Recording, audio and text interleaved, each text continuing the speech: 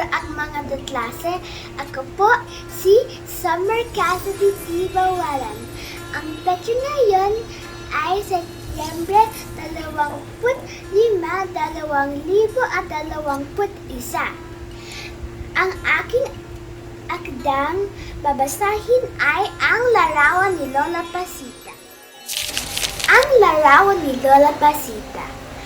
Ilang taon na rin na yumao sina Lola Pedring at Lola Pasita. Bumisita kami sa lumang bahay nila sa Pampanga. Maraming antikong bagay na makikita roon, katulad ng mesa, silya, aparador, banga at aranya. Ngunit ang pinakatatawag ng inyong pansin ay ang malaking larawan ni Lola Pasita. Ito ang pupungad sa iyo pagpasok mo ng bahay. Nagkasabit ito sa tambad na bahagi ng dingding sa sala. Nag-usisa ako kay Mommy tungkol sa larawan.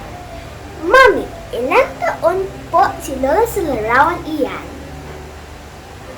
Nagtitunan ko mula sa aking binasa ang mga sumusunod na salita: mesa, silya, aparador, banga at aranya. Maraming salamat sa inyong pakikinig.